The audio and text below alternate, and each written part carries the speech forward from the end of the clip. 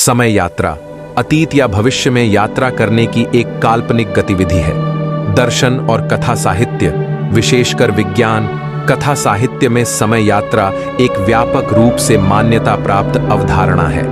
कल्पना में समय यात्रा आमतौर पर टाइम मशीन के रूप में झांक एक काल्पनिक उपकरण के उपयोग के माध्यम से प्राप्त की जाती है।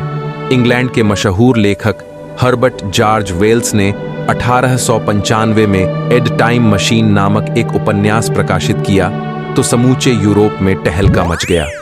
इस उपन्यास में वेल्स ने टाइम मशीन की अद्भुत कल्पना की। यह उनकी कल्पना का एक ऐसा आविष्कार था जिसे विश्व भर में विज्ञान लेखक आज तक उपयोग कर रहे हैं। उपन्यास से प्रेरित होकर इस विषय पर और भी कई तरह के कथा साहित्य रचे गए। इस कॉन्सेप्ट पर हॉलीवुड में एक फिल्म भी बनी।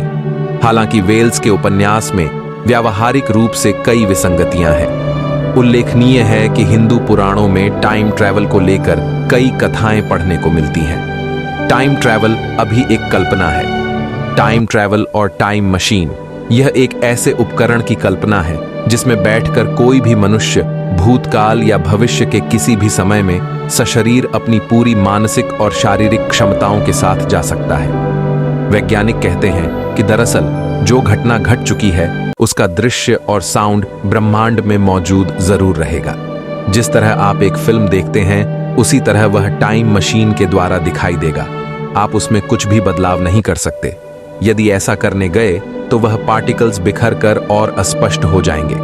दूसरा यह कि आप टाइम ट्रैवल से जो घटना नहीं घटी है लेकिन जो घटने वाली है उसे भी देख सकते हैं, क्योंकि सभी कार्य और कारण की श्रृंखला में बंधे हुए हैं। हालांकि विद्वान यह भी मानते हैं कि भविष्य को जानकर वर्तमान में कुछ सुधार कर भविष्य को बदला जा सकता है, लेकिन अतीत को नहीं।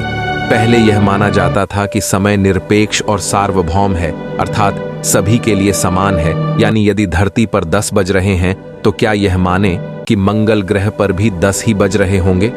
लेकिन आइंस्टीन के सापेक्षता सिद्धांत के अनुसार ऐसा नहीं है। समय की धारणा अलग अलग है। आइंस्टीन ने कहा कि दो घटनाओं के बीच का मापा गया समय इस बात पर निर्भर करता है कि उन्हें देखने वाला किस गति से जा रहा है। मान लीजिए कि दो जुड़वां भाई हैं, ए और बी। एक अत्यंत तीव्र गति के अंतरिक्ष यान से किसी ग्रह पर जाता है और कुछ समय बाद पृथ्वी पर लौट आता है, जबकि बी घर पर ही रहता है। ए के लिए यह सफर हो सकता है 1 वर्ष का रहा हो, लेकिन जब वह पृथ्वी पर लौटता है तो 10 साल बीत चुके होते हैं। उसका भाई बी अब 9 वर्ष बड़ा हो चुका है, जबकि दोनों का जन्म एक ही दिन हुआ था। यानी ए 10 साल भविष्य में पहुंच गया है। अब वहां पहुंचकर वह वहीं से धरती पर चल रही घटना को देखता है तो वह अतीत को देख रहा होता है। जैसे एक गोली छूट गई, लेकिन यदि आपको उसको देखना है तो उस गोली से भी तेज गति से आगे जाकर उसे क्रॉस करना होगा और फिर पलटकर उसको देखना होगा, तभी वह तुम्हें दिखाई देगी। इसी तरह ब्रह्मांड में कई आवाजें, चित्र और घटनाएं जो घटित हो चुकी हैं वे फैलती जा रही हैं। वे जहां तक पहुंच गई हैं वहां पहुंचकर उनको पकड़कर सुनना होगा। कुछ ब्रह्मांडीय किरणें प्रकाश की गति से चलती हैं। उन्हें एक आकाश गंगा पार करने में कुछ क्षण लगते हैं, लेकिन पृथ्वी के समय के हिसाब से ये दसियों हजार वर्ष हुए। भौतिक शास्त्र की दृष्टि से यह सत्य है, लेकिन अभी तक ऐसी कोई टाइम मशीन नहीं बनी जिससे हम अतीत या भविष्य में पहुंच सकें। यदि ऐसे हो गया तो बहुत बड़ी क्रांति हो जाएगी। मानव जहां खुद की उम्र बढ़ाने में सक्षम होगा, वहीं वह भविष्य को बदलना भी सीख जाएगा। एक और उदाहरण से समझें। आप कार ड्राइव कर रहे हैं, आपको पता नहीं है कि 10 किलोमीटर आगे जाकर रास्ता बंद है और वहां एक बड़ा सा गड्ढा है जो अचानक से दिखाई नहीं देता। आपकी कार तेज गति से चल रही है। अब आप सोचिए कि आपके साथ क्या होने वाला है। लेकिन एक व्यक्ति हेलीकॉप्टर में बैठा है और उसे यह सब कुछ दिखाई दे रहा है, अर्थात यह कि वह आपका भविष्य देख रहा है। यदि आपको किसी तकनीक से पता चल जाए कि आगे एक गड्ढा है तो आप बच जाएंगे। भारत का ज्योतिष भी यही करता है कि वह आपको गड्ढे की जानकारी दे देता है। समय यात्रा कैसे संभव है? समय यात्रा की अवधारणा लंबे समय से भौतिक वैज्ञानिकों के साथ साथ सामान्य लोगों को भी रोमांचित करती आई है। मशहूर वैज्ञानिक अल्बर्ट आइंस्टीन ने सन 1905 में सापेक्षतावाद का सिद्धांत दिया था। इस सिद्धांत में उन्होंने यह बताया था कि ब्रह्मांड में टाइम और स्पेस चादर के रूप में एक दूसरे के साथ जुड़े हुए हैं। गुरुत्वाकर्षण बल के प्रभाव में आकर ये चादर नीचे मुड़ती है, जिसके चलते समय रेखा में एक बदलाव देखने को मिलता है। आधुनिक वैज्ञानिकों ने इसी सिद्धांत के आधार पर समय यात्रा करने के कई तरीकों को खोजा है, जिनका इस्तेमाल करके हम समय में यात्रा कर सकते हैं। कई वैज्ञानिकों का कहना है कि वर्म होल के जरिए समय यात्रा की जा सकती है। वर्म होल टाइम और स्पेस की चादर में पाई जाने वाली विकृति है। सरल शब्दों में कहें तो वर्म होल अंतरिक्ष के दो हिस्सों के बीच की एक सुरंग होती है, जो दो अलग अलग जगहों को एक साथ जोड़ती है।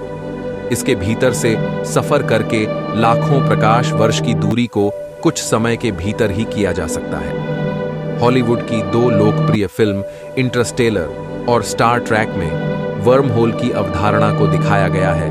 कॉस्मिक स्ट्रिंग एक तरह की कॉस्मिक ट्यूब होती है, जिसके भीतर बहुत ज्यादा मात्रा में ऊर्जा भरी हुई होती है। इसके अंदर के पदार्थ काफी ज्यादा सघन होते हैं। इस कारण कॉस्मिक स्ट्रिंग समय और स्पेस की चादर को आसानी से मोड़ देती है।